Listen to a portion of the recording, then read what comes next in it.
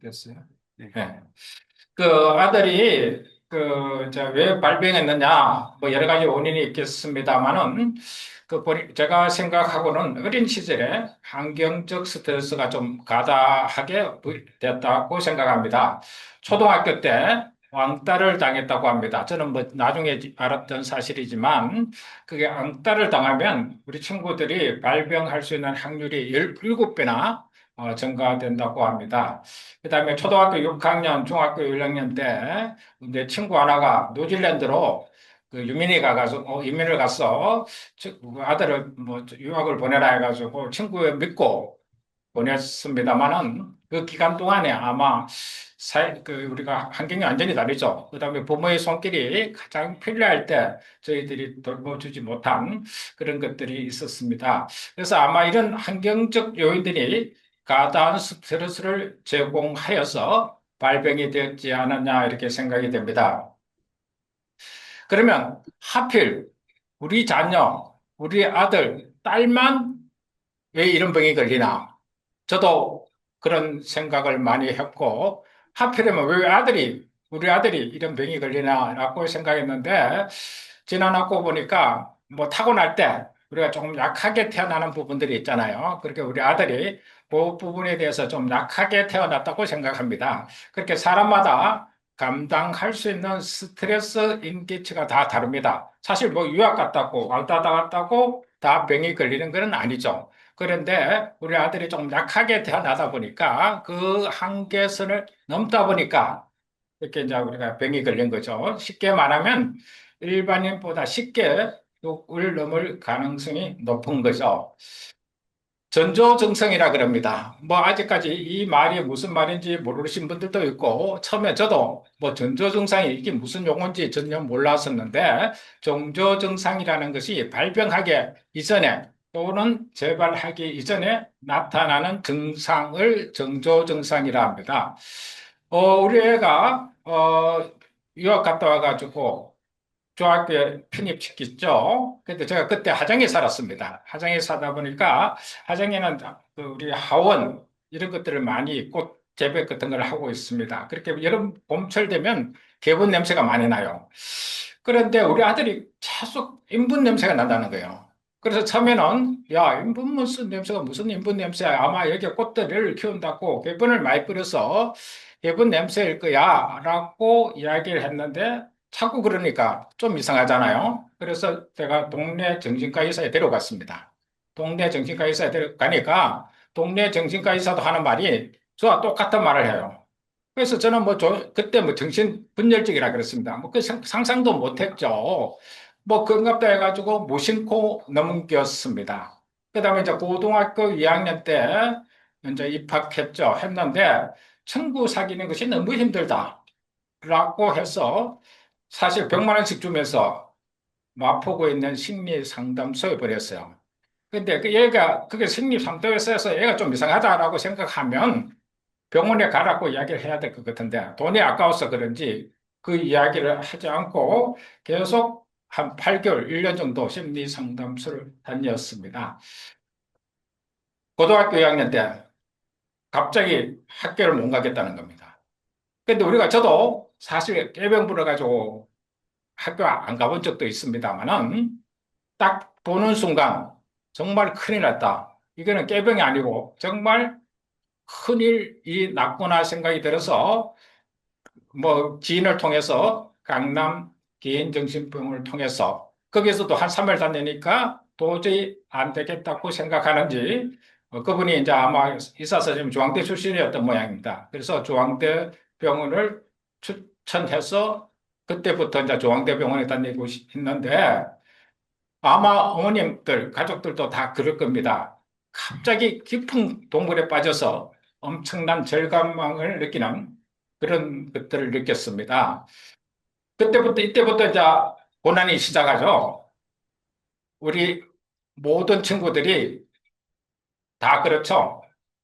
약을 안 먹으려고 그럽니다. 병식 부족이라 해가지고 우리 아들도 약을 안 먹기 때문에 불편한데 약을 먹기 때문에 불편하다라고 해서 별사적으로 약을 안 먹으려고 했어요. 그러다 보니까 병원에 입퇴금은 5년. 그렇게 보호입원이라 그럽니다. 저는 강제입원을 하지 않고 보호입원을 수없이 하고 그러다 보니까 학업은 자연적으로 중단될 수밖에 없었습니다. 병증에 따른 어려움입니다. 기물 파괴, 가족 폭력, 극단적인 실패, 어느 날 흠뻑 젖어서 왔더라고요. 그래서 깜짝 놀라서 물으니까 너무나 힘들어서 한강물에 들어갔는데 무서워서 그냥 나왔다고 흠뻑 젖어서 그렇게 왔더라고요. 뭐 여기까지도 그렇고 그다음에 여러분들 많지만 집에서 침대에서 누워서 꼼짝하지 않는 거 이런 것들. 그런데 오히려 우리 아들은 차라리 기물 파괴, 가족 폭력이 있어서 다행이라고 생각해요. 도저히 못 참으니까 입원시킬 썼는데 많은 부모님 가족들이 집에서 막 가만히 있고 이런 친구들이 많아요. 이런 것 친구들은 그냥 방치하고 있는 경우가 많습니다. 그 문제에 대해서는 뒤에서 또 말씀드리도록 하겠습니다. 약을 안 먹으려 하는 이유, 우리 이게 서울의료원 김성령 교수님이 작년에 오셨습니다. 그때 말씀하시기로 왜 당사자가 왜 약을 안 먹으려고 하는가? 저도 이 부분에 굉장히 궁금했습니다. 첫 번째, 증상이 호전이 없기 때문에. 두 번째는 약의 부작용. 세 번째는 약과 관련된 잘못된 생각. 네 번째는 마음속으로 병을 인정하지 않기 때문에.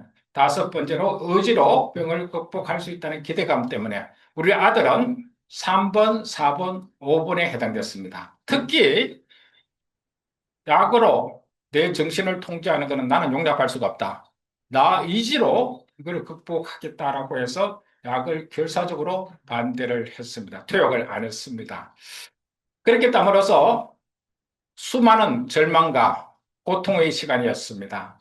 약물 복용 수시로 거부하게 되면 재발할 수밖에 없어요. 그래서 보호병동을 재입원하고 예원하는데 쉽지 않잖아요. 그죠? 자발적으로 가지 않는다고 생각합니다. 그래서 사실 이 부분에 대해서는 우리 집 사람한테 고맙게 생각해요. 저는 동네 참패해서 이래서 경찰을 못 불러요. 119를 못 부르는데 우리는 가감하게 우리 집 사람이 경찰을 불러가지고 입원시키기도 하고 수많은 그런 어려움이 있었습니다. 한편 치료가 잘 안 되다 보니까 우리가 주치의가 전공의가 있죠. 전공이라는 것은 대학원생들입니다. 이분이 전공 알겠지? 대학원 끝나고 그걸 내전 하는 선생님들이 이제 전공의를 하고 있는데 이분이 이제 젊은 선생인데 이렇게 해도 안 되고 저렇게 해도 하고 안 되다 보니까 어느 날 저한테 그러더라고요. 당신 아들 치료 불가능하다. 그리고 당신 아들은 단순한 일, 이런 일밖에 할 수 없다라는 절망적인 그런 이야기를 해줬었습니다. 이와 같이 절망으로부터 힘을 갖기 위해서 10년 이상 인고의 시간이 필요하였습니다.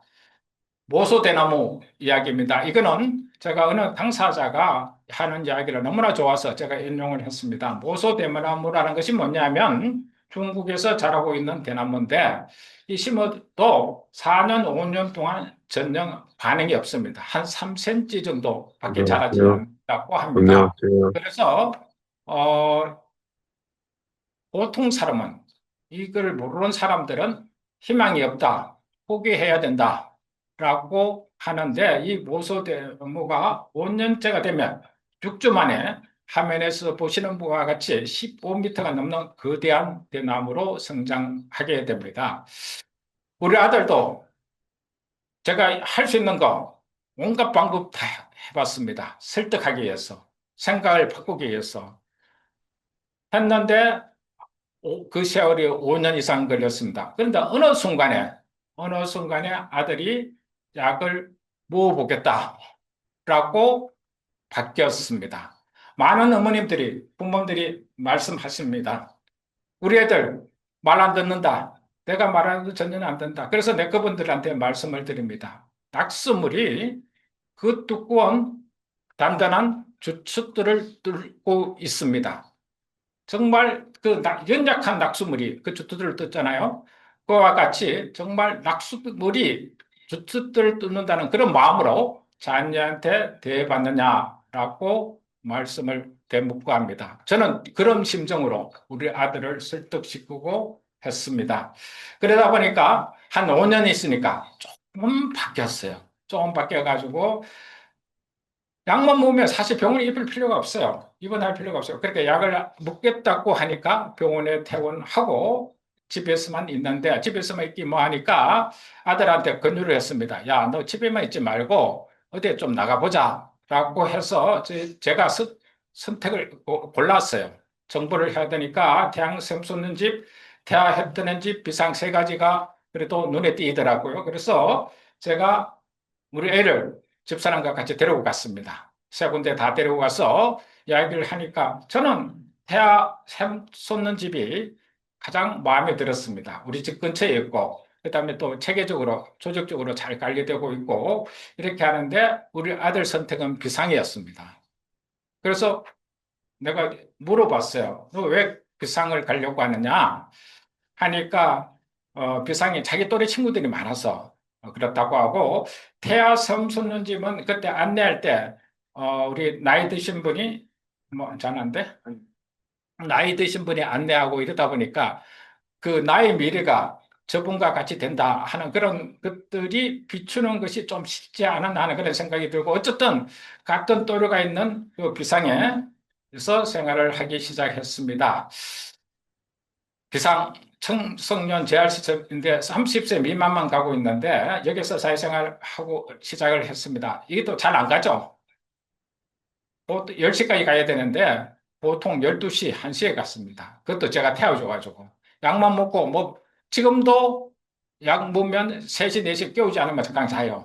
그래서 억지로 깨워서 보내고 밥도 안 줬어요. 밥은 거기서 주는데 밥도 못 얻어먹어요. 1시까지 가야 밥을 얻을 수 있는데 1시 넘어서 가면 이 사람들이 밥을 직접 하는 것이 아니고 외부에서 가져오더니까 추우니까 굶고 한데 어쨌든 간에 무조건 보냈습니다. 보냈다 보니까 뭐 안 가려는 걸 억지로 보내고 해서 어느 날 갑자기 그 아빠 검정고시가 뭐냐? 라고 묻더라고요. 그래서 내가 검정고시에 설명을 하니까 자기가 한번 시도해 보겠다 해가지고 한 100만 원 주고 책을 샀습니다.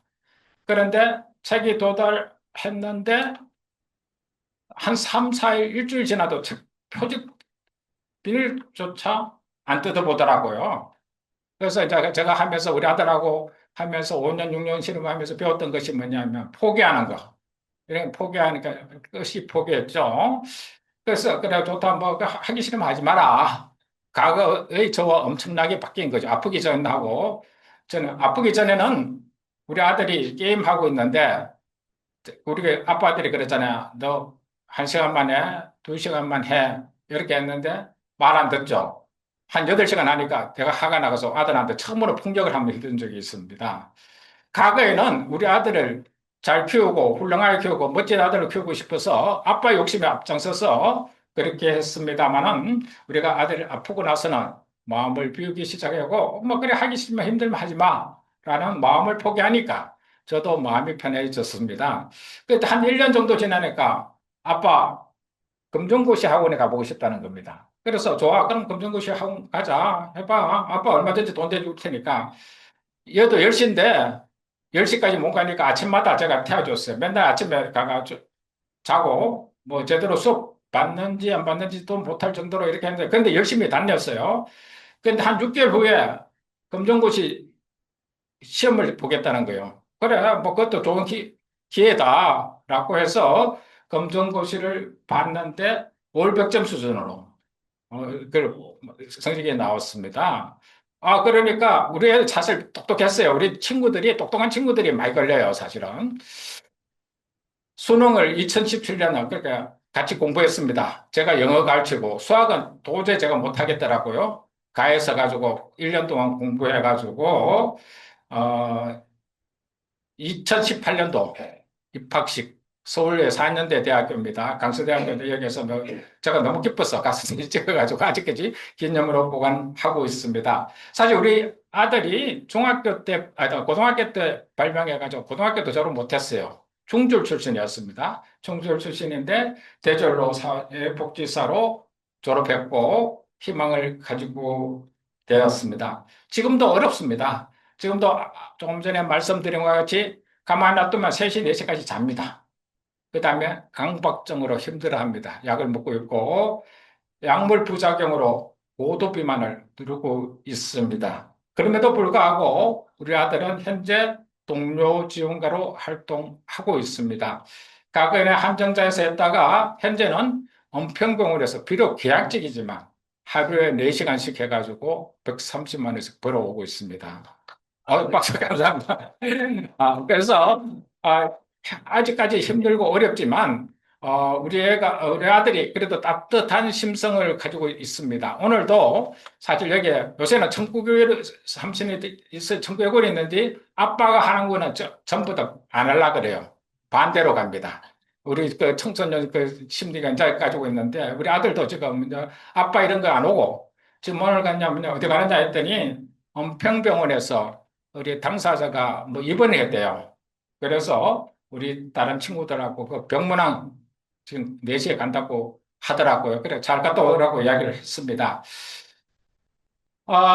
누어스 패밀리 당사자 단체입니다. 제가 이런 거 있는지도 몰랐어요. 그런데 우리 아들이 여기 부대표로 활동하고 있다는 거예요. 저는 깜짝 놀라가지고, 야, 뭐야? 하니까, 너 뭐 이런 거 하느냐 하니까, 그렇다고 이야기를 합니다. 하는데, 여기에서, 물론 리더가 따로 있습니다. 리더가 따로 있는데, 우리가 장우석 씨, 우리, 우리 장우석 씨 통해가지고, 우리 장우석 씨가 이 루어스 패밀리의 고문이죠? 예, 공헌 역할을 하고 있어요. 우리가 장우석 씨를 통해서 우리 아들이 여기 활동을 하고 있다는 이야기를 들었습니다. 이 심지하고 전혀 상관없는 단체입니다. 그런데 어쨌든 저는 우리가 약간의 서운한 마음도 아빠로서 그런 마음도 있지만 아빠와 독립해서 아빠 관계없이 별개의 존재로서 활동하겠다는 거에 굉장히 격려의 박수를 보내주고 싶습니다. 가족 입장에 본 정신질환 이해입니다. 사실은 이 부분에 대해서도 우리 당사자들도 참 안타까운 것이 많아요. 이 부분을 정확하게 이해하면 약을 먹지 않을까 하는 그런 희망 속에서 제가 교재를 만들었습니다. 우리 어떻게 보면 가족한테 드리는 말씀이기도 하지만 우리 당사자들한테도 좀 드리고 싶은 말씀이기도 합니다. 우리 정신질환은 뭐 때문에 발생했느냐? 과거에는 가족, 엄마가 아이를 양육 잘만 해서 문제가 발생하였다라고 가족 문제로 모두 돌렸습니다. 그런데 최근에는 그것이 아니고 생물학적으로 문제가 있다라고 이야기하고 있습니다. 뭐냐? 정보 처리 과정에서 에러가 발생한 겁니다. 우리 인공지능 요새 AI 이야기 많이 하죠? 이 AI가 처리되기 위해서는 전기가 필요하고 이 전기가 전자 이동으로 통해서 우리 AI가 다양한 활동과 인간과 같이 그런 여러 가지 지적인 일을 하고 있습니다. 우리 인간도 마찬가지로 전자가 아니고 신경 전달 물질이 전자 인공지능과 같이 전달함으로써 우리가 여러 가지 활동을, 두뇌 활동을 하게 됩니다. 좀 더 자세히 보면 뇌를 전자인명으로 확대하면 뉴런 이런 것이 한 1,000개가 우리 두뇌 속에 있어요. 두뇌가 있는데 뉴런 신경세포죠. 이 신경세포가 양파처럼 이렇게 있는데 이 양파처럼 있는데 여기 그 중간에 시냅스가 하는데 이 시냅스에 신경 전달 물질이 전달됨으로써 여러 가지 많은 사고, 흥분, 뭐 이런 쾌감, 분노 이런 감정을 느끼고 있습니다. 그래서 이런 누런과 신경세포 사이에 신경 전달 물질이 이동하는데 불균형이 일어난 겁니다. 불균형이 일어나서 이 불균형이 일어나서 우리가 여러 가지 질환 현상이 나타납니다. 대표적인 것이 어떤 것이냐면 도파민, 우리가 쾌감을 느끼는 호르몬입니다. 그러면 세로토닌이 있고 세로토닌은 이제 우리가 우울증을 주로 관여하는 호르몬입니다. 수많은 호르몬들이 있어요. 사실 우리 머리가 우리가 두뇌가 작용하기 위해서 수많은 호르몬이 있습니다만은 이 두 가지 신경 전달 물질이 굉장히 중요합니다. 이것이 조현병, 정신질환과 관련되어 있습니다. 도파민이 많이 나오면 한층과 한시 한층이 나옵니다.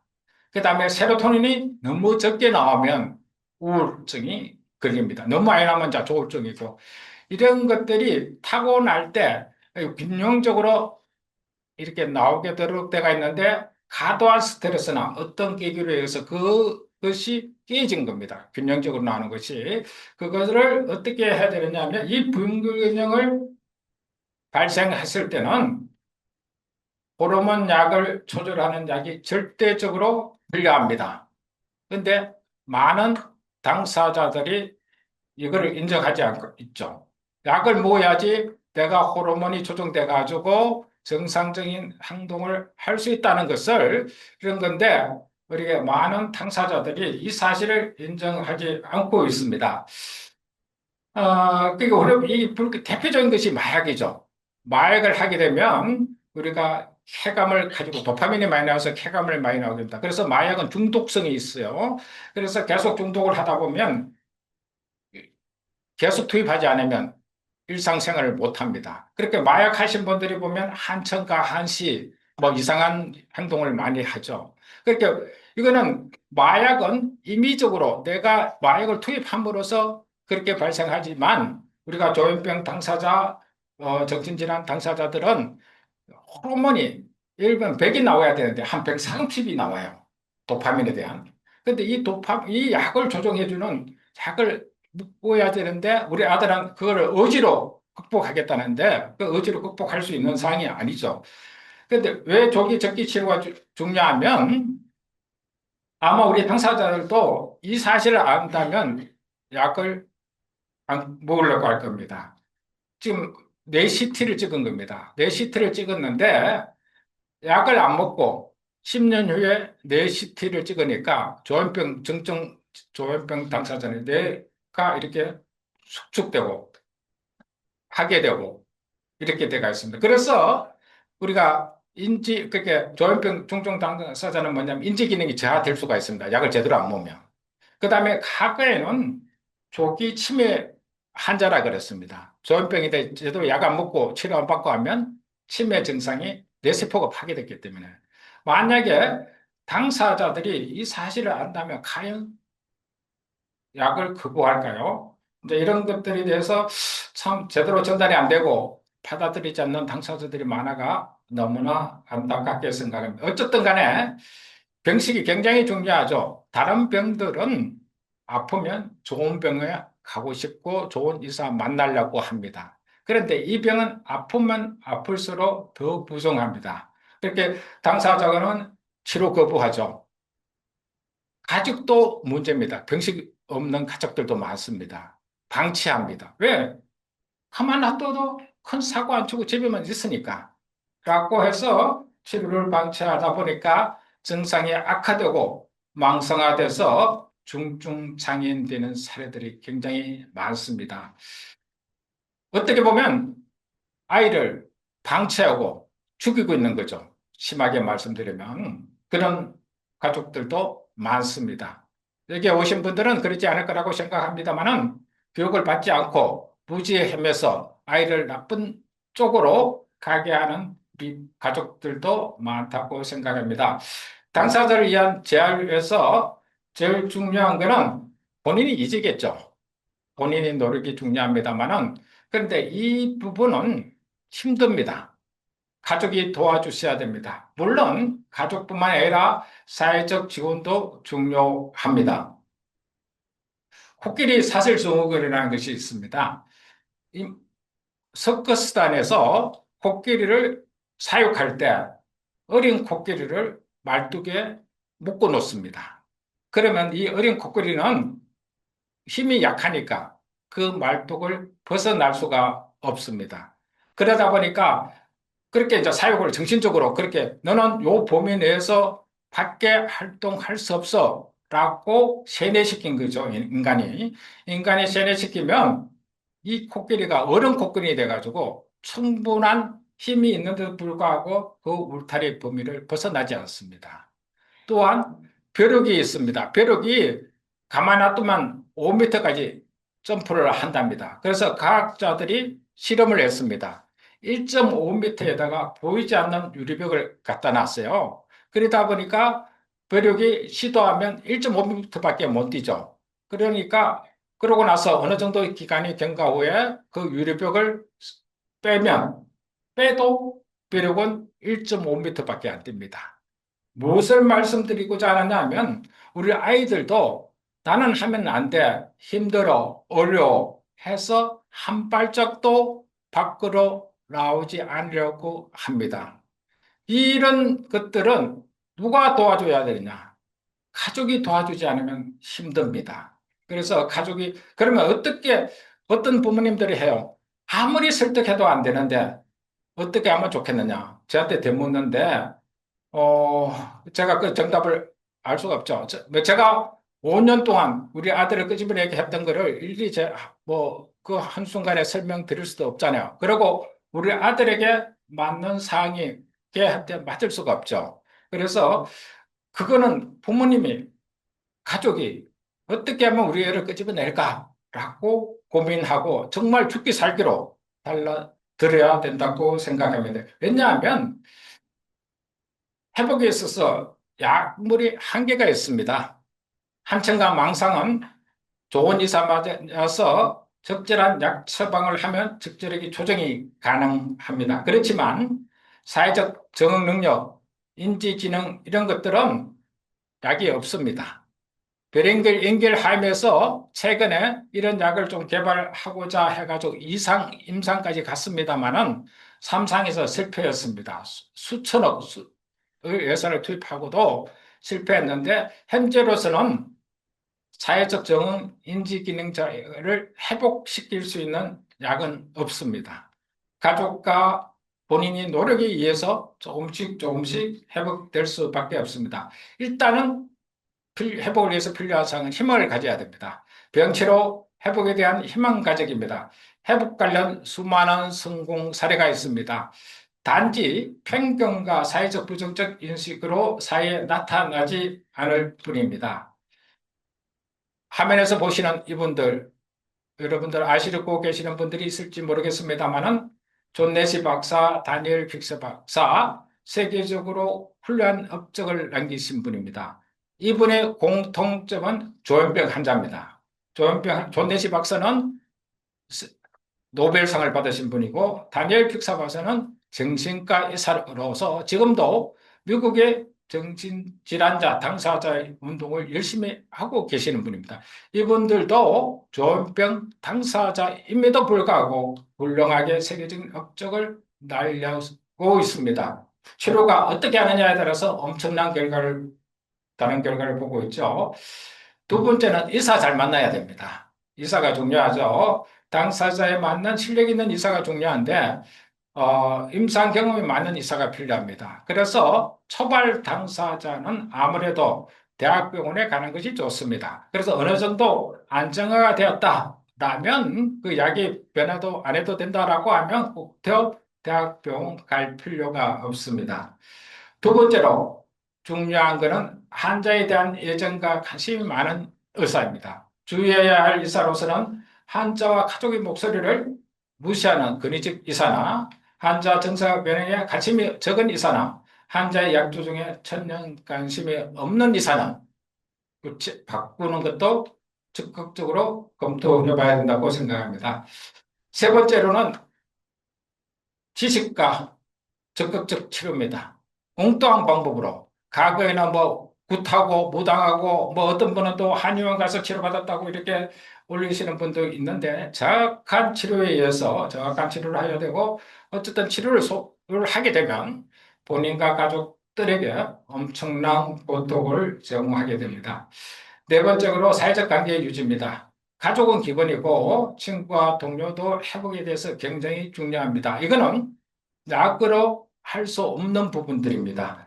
그래서 이런 사회적 관계를 유지하기 위해서는 사회복지시설, 정신건강복지센터나 재활시설이나 우리 당사자와 가족단체 같은 것들을 적극적으로 활용할 필요가 있습니다.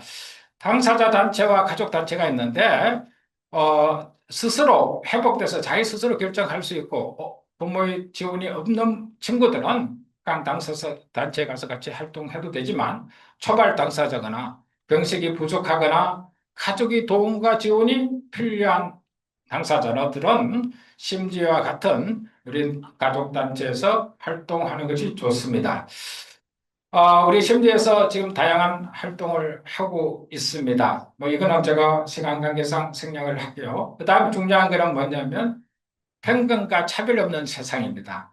보다 적극적으로 우리 어머님들이 어느 어머님들이 자기 아들이 조현병에 걸렸다고 펑펑 울면서 신문에만 난 그런 사람이 되지 않느냐고 울었는데 편견과 차별 없는 세상 굉장히 중요합니다. 이것도 누가 만들어줘야 되느냐? 우리 가족들이 앞장서서 만들어줘야 됩니다.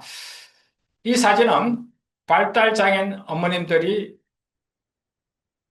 시위하는 모습입니다. 하나는 여의도시에서 우리 이룸센터 앞에서 하는 거고 하나는 청와대 이와 같이 발달장애인 어머님들이 앞장서서 이렇게 우리 어려움을 호소하고 이야기하다 보니까 발달장애인에 대해서는 국가에서도 지방자치단체에서도 많은 가심과 예산 지원이 일어나고 있습니다만은 상대적으로 우리 정신장애는 그에 대한 없다고 봐도 될 겁니다.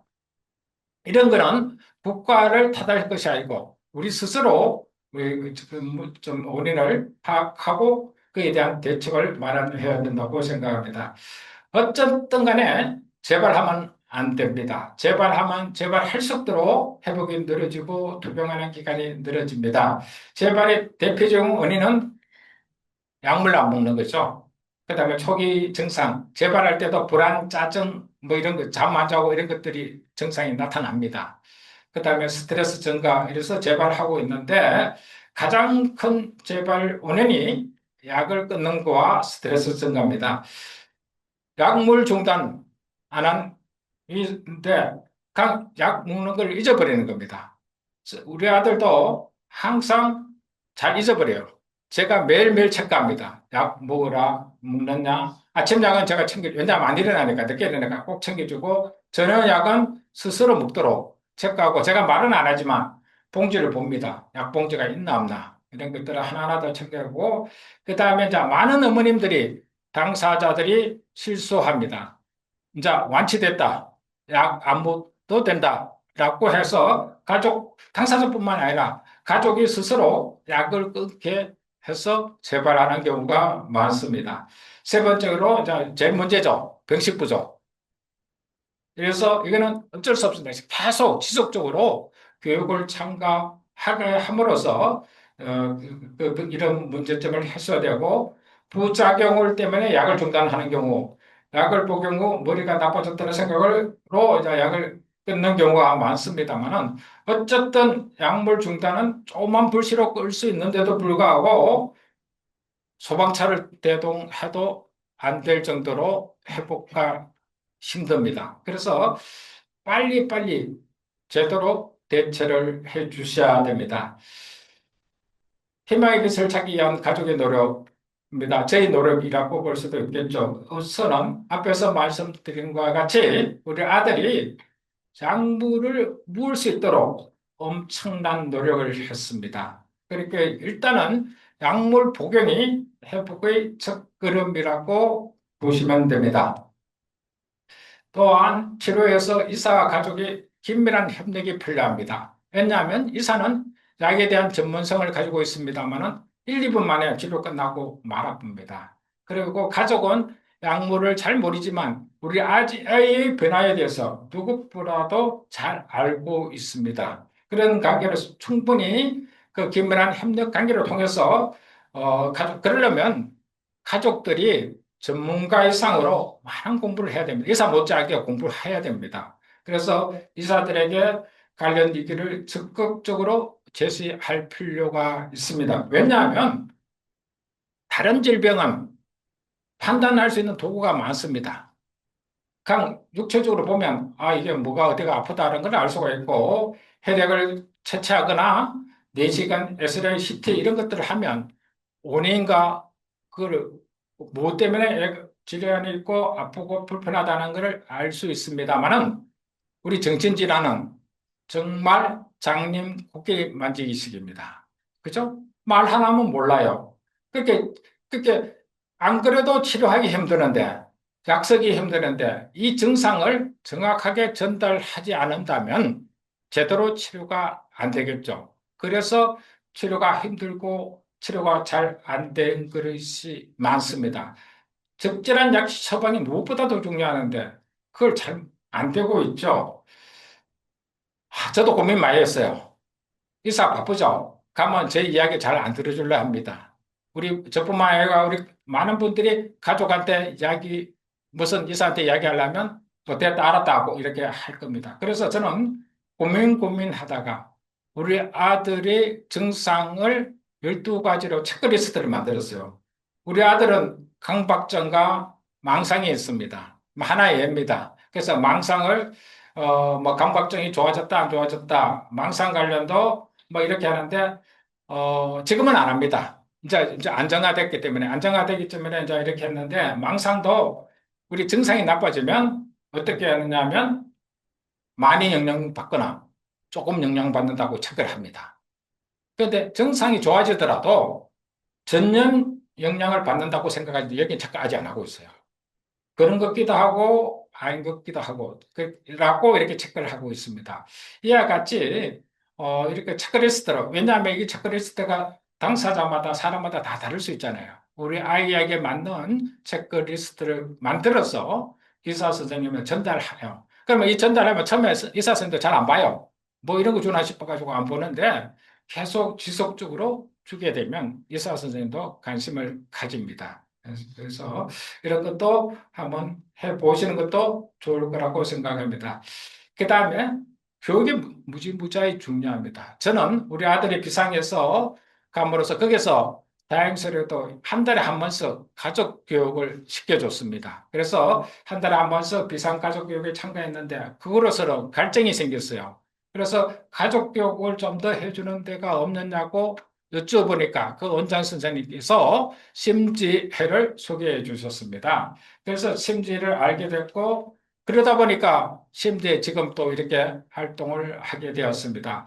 그래서 제가 한 달에 한 번씩 교육을 하고 있고 받고 있습니다만은 지금도 많은 것들을 배우고 있습니다. 그래서 저는 교육의 중요성을 누구보다도 뼈저리게 느끼고 있습니다.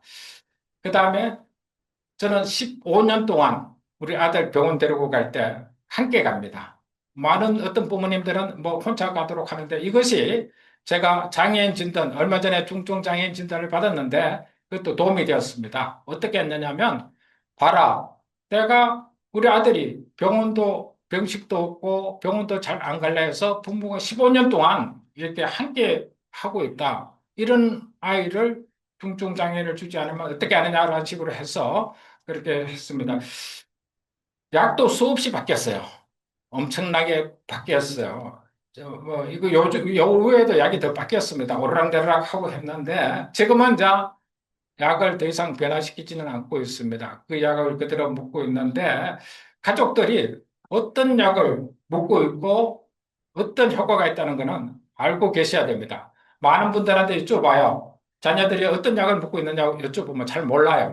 우리 애가 무슨 약을 먹고 있는지 모르겠다고 이야기해요. 그러려면 그건 아니죠. 그죠? 부모로서 우리 애가 제대로 관리하려면 우리 애가 어떤 약을 먹고 어떤 효과가 있다는 것 정도는 알고 계셔야 됩니다. 우리 항정신약 다 알 필요가 없어요. 우리 애가 먹는 약 그것만 알고 있으면 되는 거죠. 그죠? 그 다음에 이제 비난과 질책. 아프기 전에는 엄청 많이 했어요. 공부 안 한다고. 맨날 게임만 한다고. 근데 아프고 나서는 게임만 해도 감사하고 고마워요. 정말 힘들고 어려우면 게임도 안 해요. 각 침대에 누워만 있어요. 그래서 옛날에는 누워 있으면 짜증 났는데 요새는 게임하면 기뻐요. 그 다음에 동기부여입니다. 안 움직이잖아요. 그래서 돈으로 줬어. 야, 너 화장실 뭐 무거운 거 좀 들어줘. 화장실 청소에 재활용품 이렇게 만 원씩 이렇게 2만 원씩 이렇게 사인해가지고 줬으면 지금은 이제 이것도 안 통해요. 예. 본인 돈 벌고 있으니까. 그래서 이것도 한때 그렇게 이렇게 사용하는데 근데 좋은 것은 뭐죠? 이게 습관화가 되니까 요새는 재활용품 본인 담당인 걸로 알고 있습니다. 본인이 알아서 다 버리고 있고 설거지도 이제 설거지는 귀찮잖아요. 저도 이제 바쁘고 힘들면 우리 아들한테 시킵니다. 하라고. 근데 우리 아내는 아들 하는 것보다 제가 하기를 원해요. 시원하더라고요. 그래서 우리 여자는 뭐, 야, 엄마, 아빠 언젠가는 이 세상 떠나야 되고 너 스스로 살아야 되니까 이 설거지하는 법도 알아야 된다. 최근에는 밥하는 방법도 알려줬습니다. 엄마, 아빠 없더라도 내가 밥 먹고 살아라. 해가지고. 근데 하면 또 잘해요. 그래서 우리 애들한테 너무 오냐, 안 아프다고 모든 것을 다 해주는 것도 바람직하지 않다고 생각합니다. 이게 또 자신감 가지는 거. 제가 은행원 출신이잖아요. 그러니까 금융거래는 제가 다 해줬어요. 아빠, 요새 이제 병원에 퇴원하고 나서 친구들 만나고 있으면 요새 n분의 1 하잖아요. 2만 원씩, 3만 원씩 보내라고 합니다. 그러면 제가 그걸 다 해줬어요. 그런데 어느 순간에, 이랬다가는 내가 안 되겠다. 더 스스로 해봐라. 그래서 은행에 통장 만들어라 하니까 통장 만드는 것이 겁난다는 거예요. 왜? 안 해봤으니까. 못 해봤으니까. 그래서 도와달라는 거, 야, 내가 앞으로 아빠 없을 때 해야 되겠다. 스스로 해봐.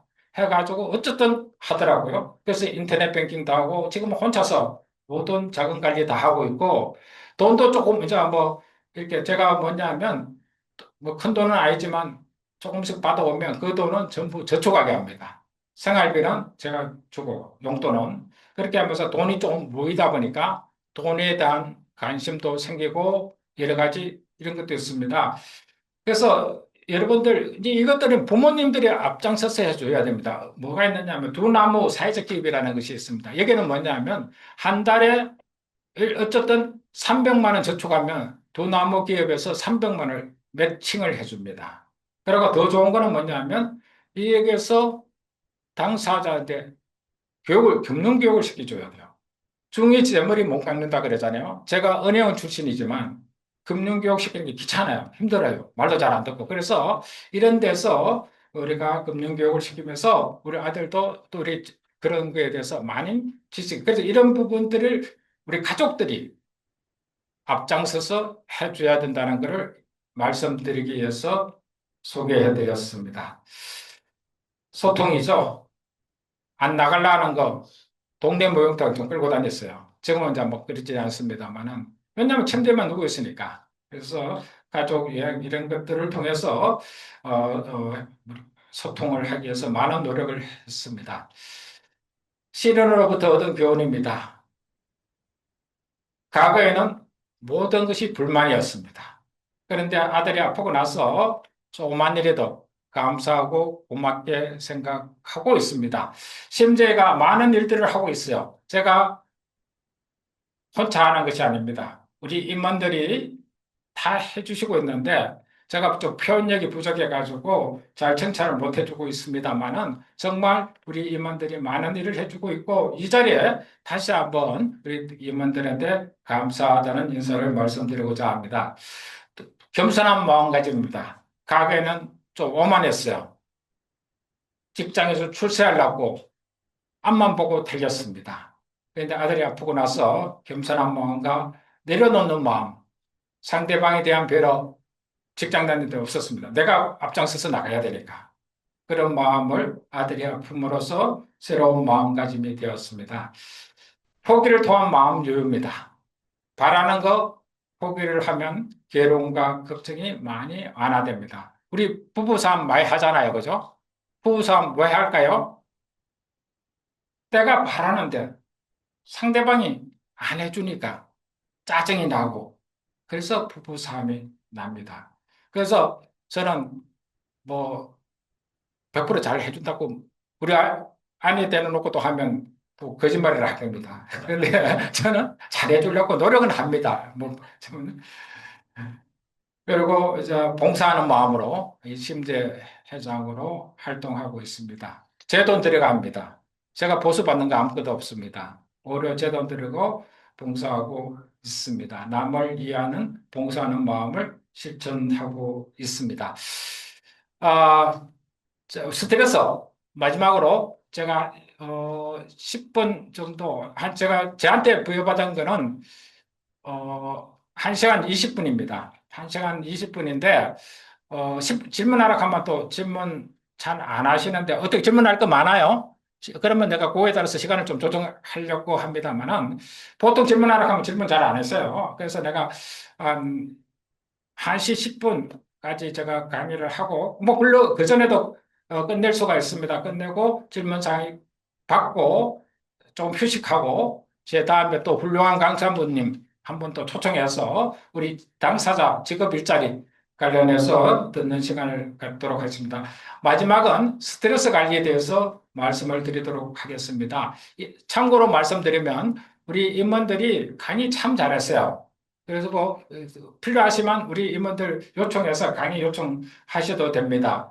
요거는 제가 우리 임원 중에서 초발 당사자 가족 원래도 할 겁니다만은 우리 초발 당사자 가족 교육 중에서 이용선 이사님께서 이렇게 했던 거를 내가 좀 양해를 구했습니다. 좀 차용하자. 너무 내용 좋다라고 해서 조금 차용해서 바꿔서 제가 강의하는 거를 미리 공개합니다.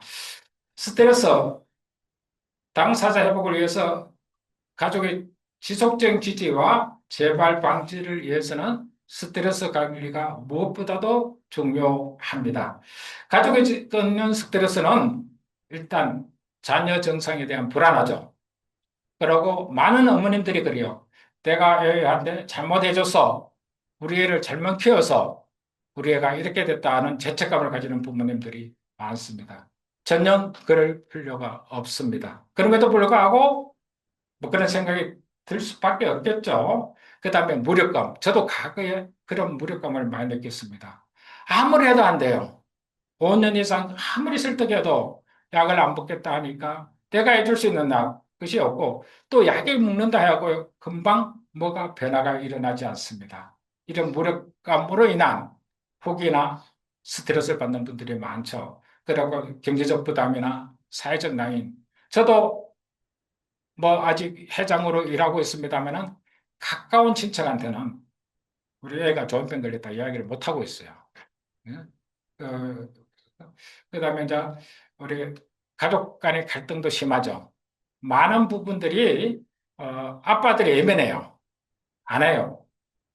저도 처음에는 직장 다녔을 때는 신경 안 썼습니다. 우리 와이프한테 다 맡겨놓고 나는 직장에서 출세하려고, 안 잘리려고 막 이렇게 다니다 보다 보니까 이 갈등이 생기는 것이 많고, 그 다음에 제가 보니까 부부가 함께하는 이런 가족들이 회복률이 좋습니다. 성공률이 좋습니다. 반드시 뭐 다 100% 회복된다라고 보장하는 못 되지만, 그래도 확률적으로 함께하는 그런 가족들이 훨씬 더 회복률이 좋습니다. 당사자도 엄청난 스트레스를 겪습니다. 왜냐하면 부정적 교육이죠. 비자의 이변, 약물 부작용 너무너무 힘듭니다. 우리 임원분께서도 그렇게 경험하신 분 여기도 계십니다만은 실수로 아니 한 번은 엄마도 약 안 먹어봐 해가지고 아들 약 먹다가 기절해가지고 3일 동안 입원했고 한 번은 실수로 본인 약을 먹어야 되는데 아들 약을 먹어가지고 또 한 3일, 4일 병원에 입원했대요. 깨어나지 못하고. 독한 약이죠. 그죠? 이런 약들을 우리 자녀들이 먹고 있습니다. 근데 안 물 수가 없어요, 사실은. 우리 아들도 그래요. 아빠, 나 결혼하고 싶은데 살 너무 쪄서 결혼 못 할 것 같은데 약 안 먹으면 안 되느냐? 약 때문에 너무 식욕이 땡겨서 도저히 못 참겠는데 살은 빼게 해야 되겠고. 그러니까 우리가 아내도 살짝 가가지고 그래 약 끊어봐 이렇게 했는데 제가 절대 안 돼. 라고 해가지고 약을 먹고 있습니다. 사실 두 번째로 우리가 또 예민합니다. 우리 친구들이. 특히 우리가 주거 환경이 안 좋아요. 그러다 보니까 한청과 한시 이런 것들이 환경에 의해서 어쩔 수 없이 그렇게 생기는 경우도 있습니다. 그런데 이제 우리가 좀 멘탈이 강한 친구들은 뭐 그런 것들을 극복할 수도 있지만 멘탈이 약하면 이런 부분에 대해서 병이 악화되거나 증상이 더 나타날 수가 있겠죠. 한청, 한우 엄청 힘듭니다. 그런데 이거는 약으로 100% 치유가 안 됩니다. 그래서 한청과 한시가 있다, 망상이 있다 하더라도 이해하고 받아들이고 넘어가야 됩니다. 우리 아들 친구 중에 이런 친구가 있어요. 우리 집에도 놀러 오는데 이 친구는 어떤 망상이 있느냐 하면 본인이 히틀러 아들이라고 생각합니다. 며칠 전에도 와가지고 아버님, 저 오늘 히틀러하고 전화하고 통화하고 왔습니다. 이렇게 이야기를 해요. 근데 그 친구가 또 이해해야 되는 것이 그 친구가 어머님이 굉장히 아버님이 똑똑해요. 그런데 이혼하셨어. 근데 엄마 밑에 키우다가 엄마가 일찍 돌아가셨어요. 근데 뭐 그 친구 이야기하니까 엄마와 아빠 이렇게 굉장히 좋았어요. 근데 이제 애 할아버지 밑에 하다 보니까 내 엄마와 나는 특별한 사람이다. 히틀러 아들이다. 이렇게 망상을 가지는 것 같아요. 그렇게 하면서도 또 생활해요. 그래서 내가 이제 우리 아들한테 반면교사로 우리 아들도 좀 망상이 있거든요. 그 애들 가면 하면 야 아들아 그 친구 어떻게 생각해? 좀 히틀러 아들이라는데 너 이상하게 생각하지 않아? 그러면 본인도 이상하다고 생각하는 거예요. 그러면 이제 그게 망상이야. 그렇게 옛날에 뭐 TV 때문에 한참 논쟁이었어요. TV가 자기 생각대로 움직인다는 거예요. 야, TV 저거 언제 녹화했어? 일주일 전에 녹화한 거 아니야? 녹화한 거 맞대. 그러면 일주일에 한 건데 어떻게 너 텔레파시 받고 그렇게 하느냐는 거. 근데 우리 아들은 자기 눈에 그게 보인답니다. 그게 이제 왜냐하면 그게 이제 한층과 망상 호르몬에 의해서 그게 이제 그래서 지금은 이제 인정해 줘야 돼요. 그거를. 처음에는 저는 부정을 하려고 했는데 지금은 인정을 하면서 그래 너 눈에 보인다면 어쩔 수 없다. 그런데 그것이 우리가 이제 소위 망성과 항청이라고 하니까 그게 아니다라는 것을 이해하고 너가 껴안고 살아가야 된다라고 근데 그걸 받아들이면 훨씬 더 불편합니다. 우리가 잠을 잘 때도 불면증은 무엇이 힘들냐?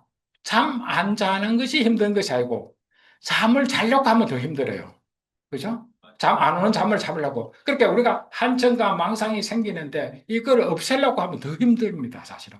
그걸 있는 그대로 받아들이면 편안하게 지낼 수가 있습니다.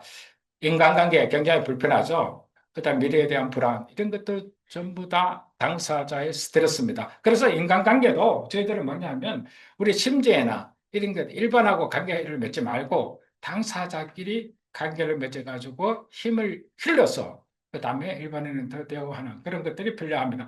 처음부터 일반인한테 가가지고 상처 입고 돌아오고 그러다 보면 더욱더 더 아직 그 울타리 안에서 안 벗어나려고 합니다. 미래에 대한 불안은 이거는 복지제도가 잘 돼가 있어요. 장애인 복지만 해가지고 뭐 장애인 등급만 받으면 국가에서 어느 정도 먹고 살 수 있도록 그렇게 해주기 때문에 크게 불안 안 해도 됩니다. 모르니까 불안하죠. 어쨌든 이 스트레스 관리가 중요한 거는 그렇게 해야 되나?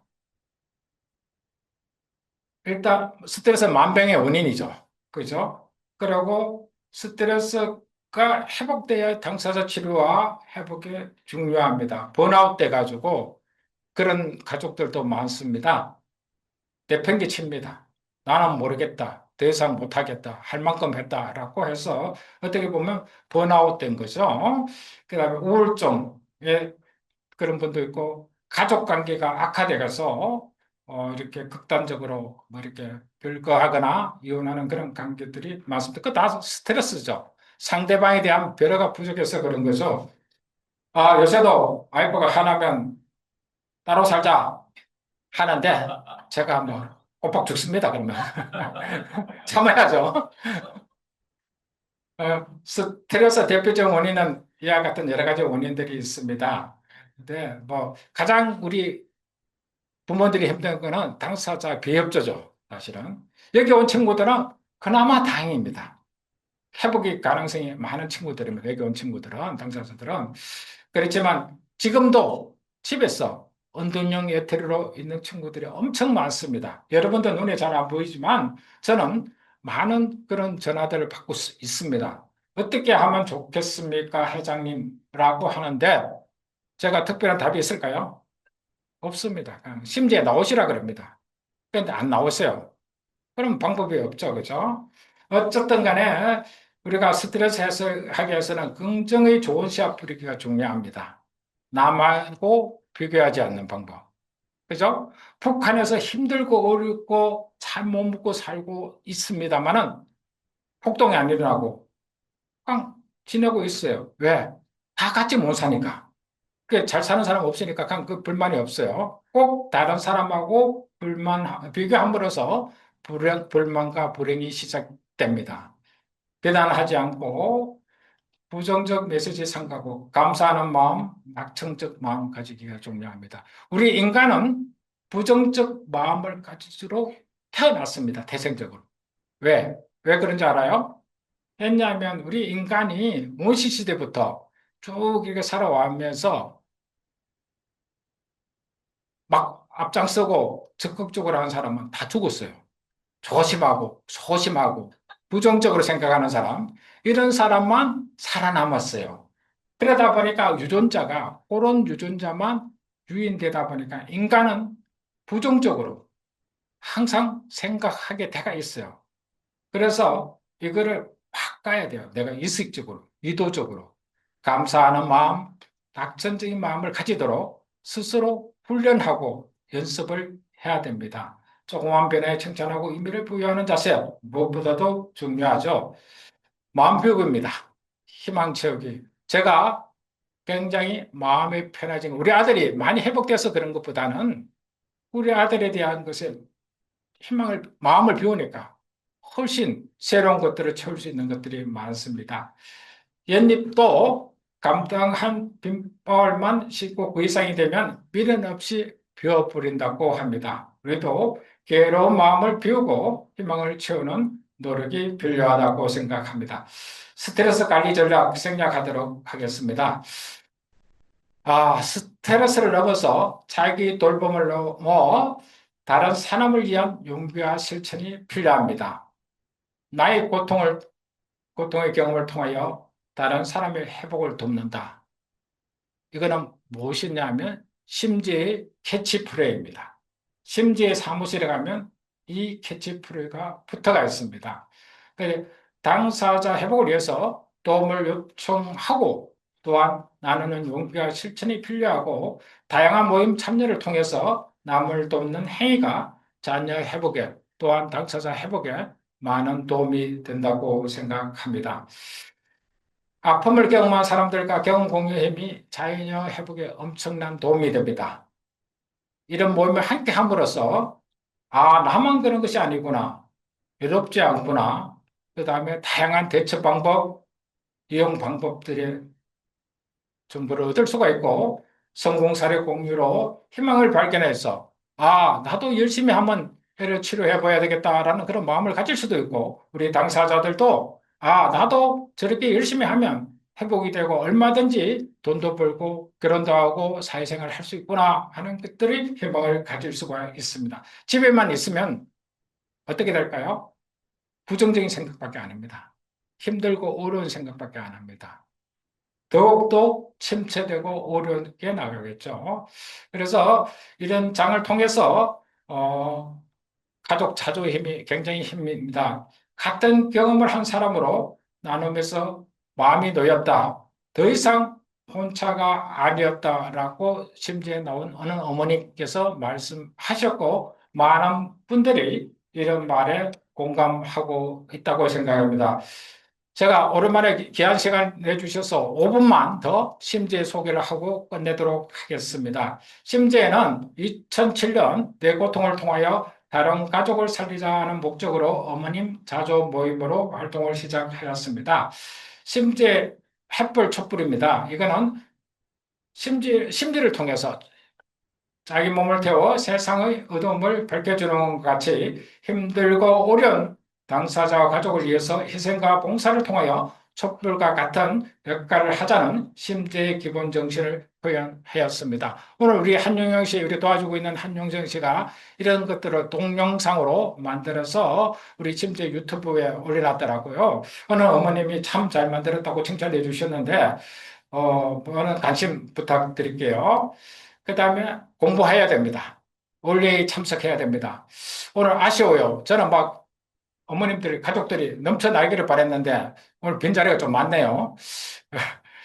네, 그래서 지속적인 활동을 할 필요가 있고, 그 다음에 우리가 함께 해야 됩니다. 함께 해야지 자녀들한테 하고, 가족들 꼭 이렇게 한 달에 한 번씩 아니더라도 소모임으로 함께 할 수 있도록 여러 가지 많은 프로그램을 기획하고 운영하고 진행하고 있습니다. 음악, 미술, 체육, 외국어 등 다양한 활동을 하고 있습니다. 심지어는 20년 동안 꺼지지 않는 촛불처럼 당사자와 가족을 위해서 봉사하고 있습니다. 하나의 촛불은 매우 약합니다.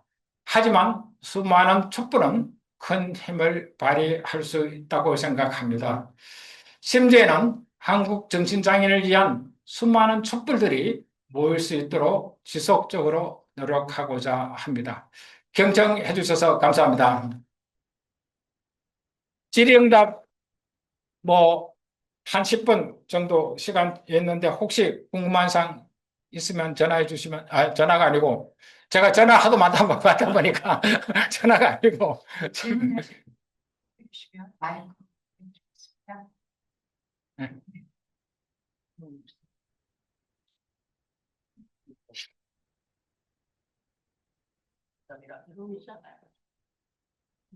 회장님 강의는 제가 처음 들어봅니다.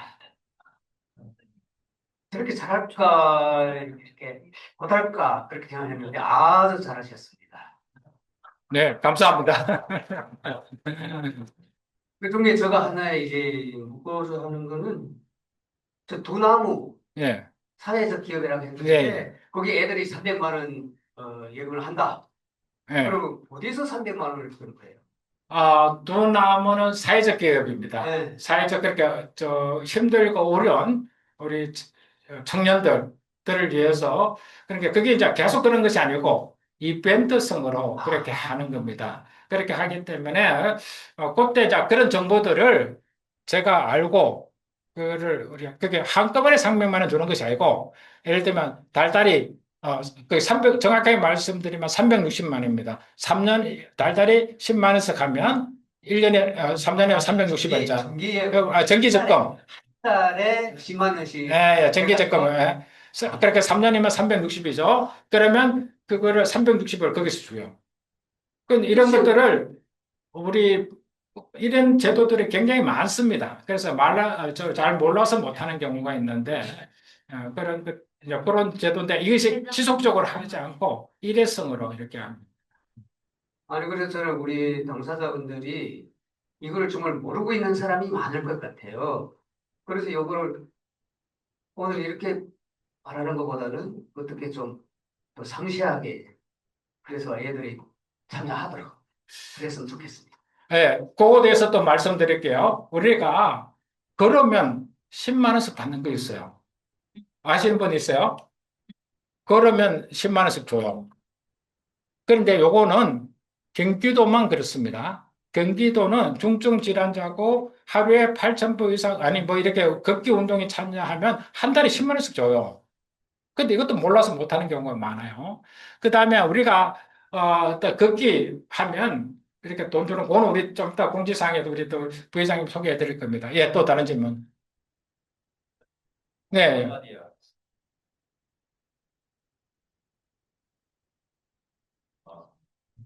네, 장원수 작가고요. 배준태 회장님 강의 저도 처음 들었는데 너무 또 좋은 강의로 해주셔서 감사하고요.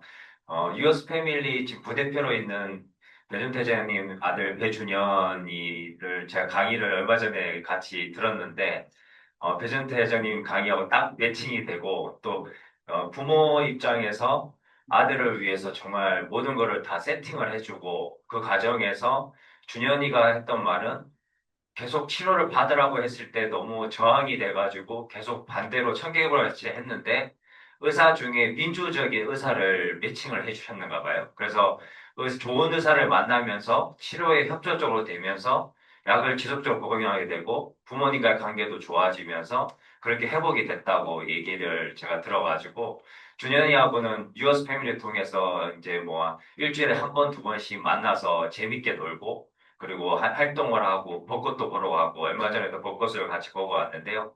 너무 감사하고 또 그 단체에서 준현이가 열심히 활동하는데 배준태 선생님이 직접 찾아오셔서 후원금도 두 번이나 크게 쏘시고 네, 감사합니다. 네. 근데 우리 아들이 어느 날 부산에 놀러 간대요. 그래서 어디서? 누구하고? 아무 말도 안 해요. 다 갔다 온대. 잘 갔다 오라. 라고 했는데 아마 우리 뉴얼스 패밀리에서 그 당사자 모임, 별도 모임이 있습니다. 심지하고 전혀 관계 없습니다. 거기서 아마 뭐 끼리끼리 모여가지고 잘 놀고 있어요. 저는 뭐 너무 좋다고 생각합니다. 저도 우리 심지에도 그와 같이 우리 당사자들이 스스로 자기들이 모여서 끼리끼리 만나서 우리 서로 사람마다 다 틀리잖아요. 그죠? 그러니까 자, 만난 친구들이 모여가지고 하면 우리가 침대에서 좀 적극적으로 지원해주는 그런 제도가 없습니다만은 향후에는 우리가 심지어 좀 더 넉넉해지면 재정적 그런 친구도 그런 것도 적극적으로 해주려고 하고 있습니다. 우리 장우석 작가님한테 제가 감사하고 생각하는데 내가 우리 아들 소식을 내가 우리 아들을 통해서 들었지 않고 장우석 작가님한테 듣고 있어요. 예, 또 다른 분, 예, 예. 뭐, 제가 한 5분 정도 더 시간이 있습니다. 저한테 시간이 있을까, 뭐. 얘기 너무 잘 들었고요. 저도 공감이 많이 됐습니다. 우리 딸이 약을 잘 안 먹고, 거의 막 20년간, 지금 1년에 한 3번 정도는 약을 안 먹었던 것 같아요. 그래가지고, 저도 이 정도 되니까, 한 20년 되니까 제가 너무 지쳤어요, 이제는.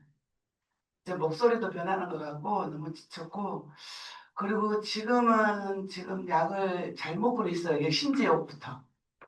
신대호부터 약을 지금 1년가량 잘 먹고, 저도 이제 여기 온 지가 1년가량 됐거든요.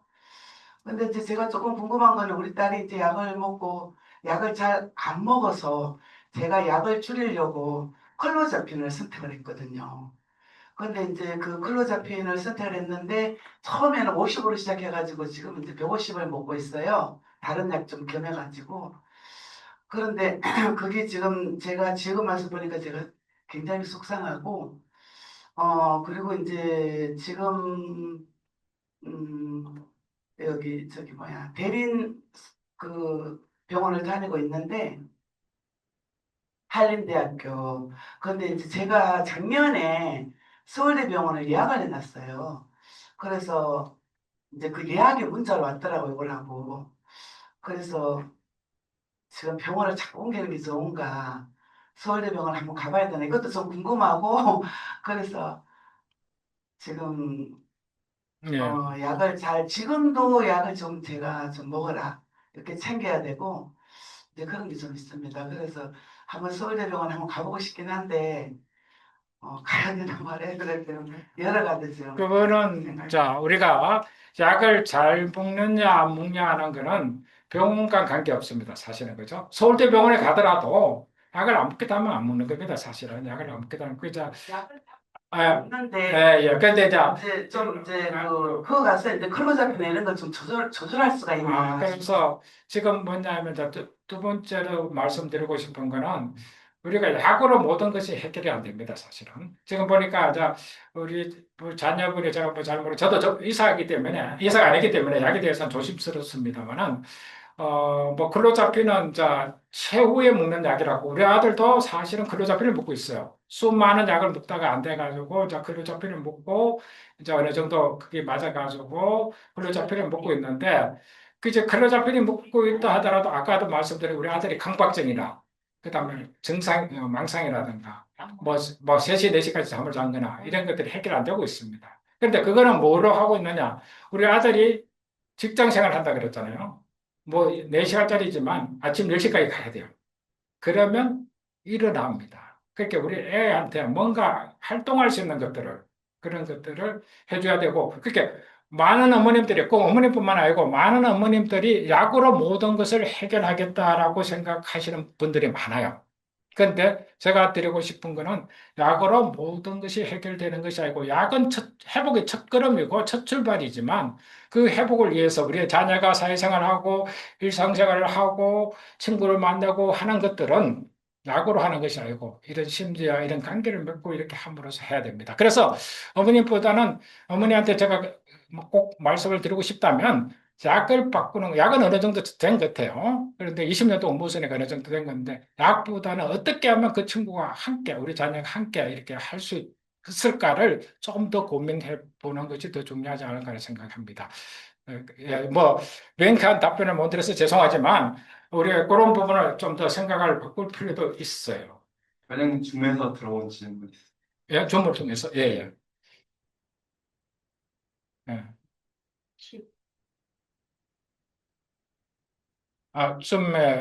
줌을 통해서 질문하신 분이 있다고 해서, 예, 예. 주근병 당사자입니다. 저는 23살인데 주근병을 치료하는 기간이 너무 오래 걸려서 힘듭니다.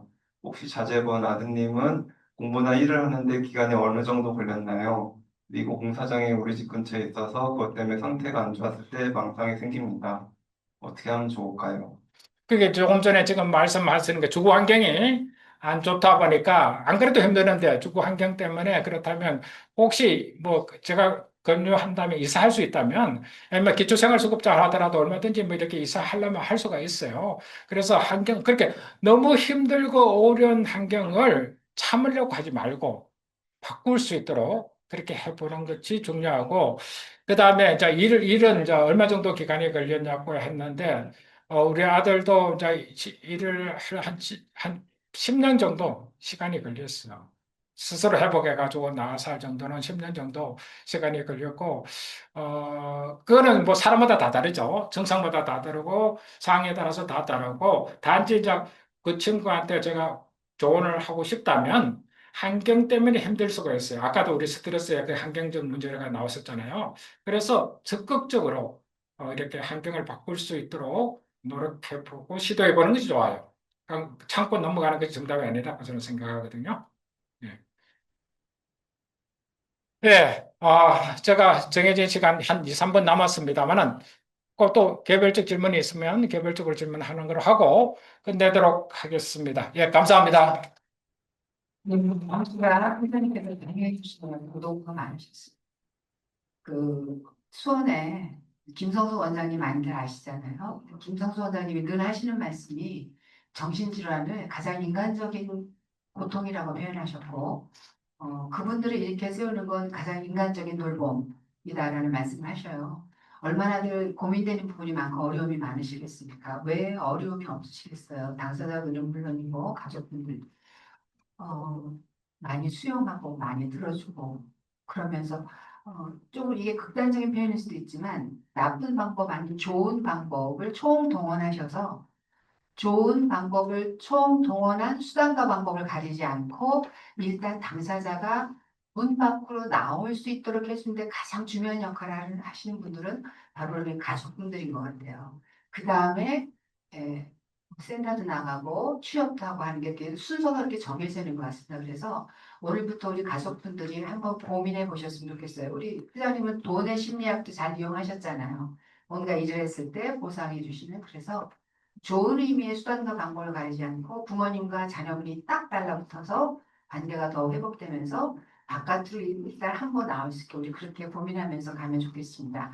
여러분 수고하셨고요. 10분 가시고 반에 4시 반에 다시 두 번째 강의 시작하겠습니다.